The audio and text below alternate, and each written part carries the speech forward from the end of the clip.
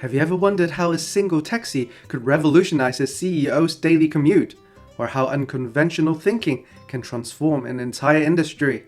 Today, we dive into the intriguing story of Michael O'Leary, the CEO of Ryanair, and his one taxi company that not only speed up his journeys, but also symbolized a broader philosophy of innovation and disruptions.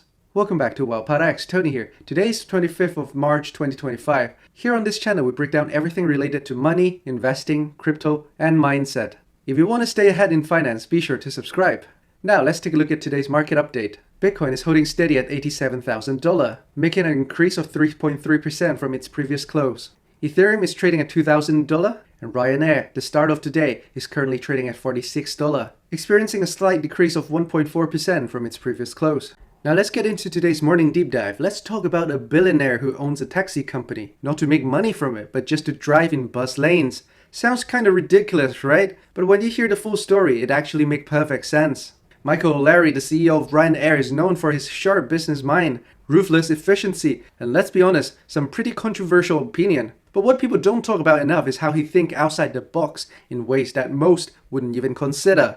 O'Leary owned a taxi company in Dublin, and by taxi company, I mean one single taxi, just one. Why? Because taxi companies in Dublin are illegally allowed to use the city's bus lanes, skipping all the traffic. Reports says he even hired a driver, meaning he gets chauffeured around while avoiding the gridlock the rest of us are stuck in.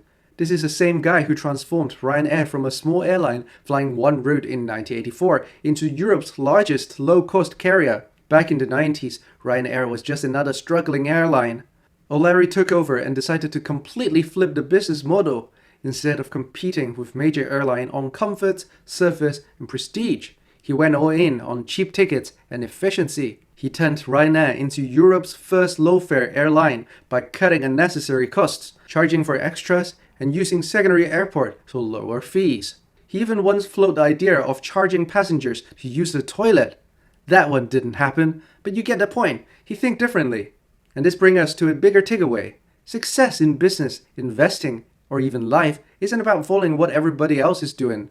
If you want extraordinary results, you have to be willing to challenge conventional thinking. There's a famous quote by George Bernard Shaw.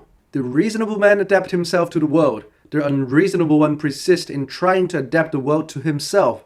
Therefore, all process depends on the unreasonable man. O'Leary is definitely one of those unreasonable people. Whether you agree with him or not, you can't deny his approach works. The same principle applies to investing.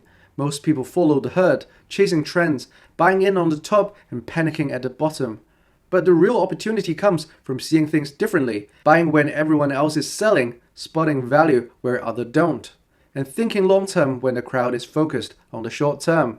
So whether it's running an airline, investing, or just getting through city's traffic faster, the lesson is same. Look for the unconventional edge that others are missing.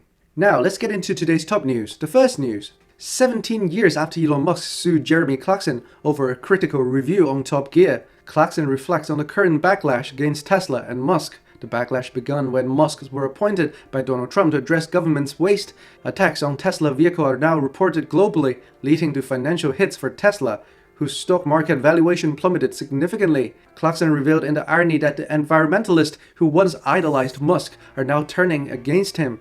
He references the absurdity of the political cancel culture and the impact on products and people. Despite opposing Tesla historically, Clarkson acknowledged it's unfair to target Tesla employees and owners over Musk's controversial actions. The second news.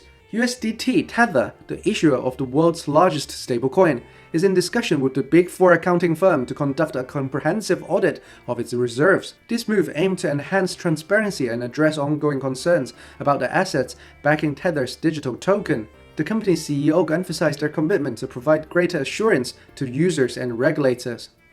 The third news. There's been increasing reports of individuals being debanked by High Street Bank due to substantial crypto transactions in their accounts, which is perceived as suspicious activity.